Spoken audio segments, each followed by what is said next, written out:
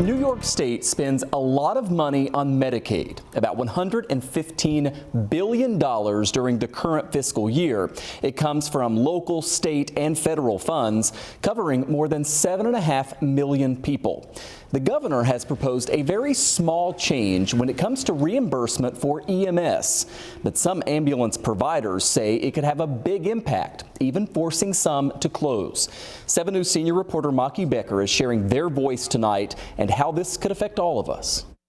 I like to help people, and that's what I want to do, and it has been incredibly rewarding. James Wilson is a paramedic field training officer for Twin City Ambulance. I mean, most of what we do is just pick up old people. We pick up old ladies who need help and don't have more assistance available to them. They don't have home care aides. They can't just stay at the hospital, so they rely on us. He's also the union president for Twin City employees, and he, like many others in the ambulance industry across New York State, are worried about the ripple effect of the governor's proposed cuts to Medicaid funding for EMS. So these cuts that are being proposed, they're to services provided to people who are considered dual eligible for both Medicare and Medicaid. Okay, so who is that? Those are people who are generally 65 and over, low income, and tend to have more medical issues than the rest of the population. When they're low income and they have Medicaid, Medicaid now pays that 20%.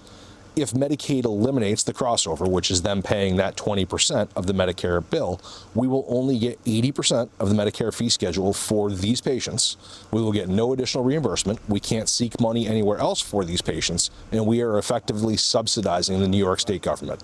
That's Brian Bronner, CEO of Twin City Ambulance. They provide emergency medical services to the north towns of Erie County and parts of Niagara County. He says ambulance service companies like his are already underpaid by Medicaid, so these cuts could be devastating. It means that when they call 911, an ambulance might not be immediately available. It means that an ambulance might be delayed in responding to that emergency. I'm worried because I live in the area that's covered by this ambulance service, and I live in New York State in general, that my family is not going to have an ambulance when they need one. And my family has needed an ambulance before, and so we rely on this service, you know. Twin City and other ambulance companies are lobbying Albany to get that funding restored in the budget. We'll keep you updated. Maki Becker, 7 News, Amherst.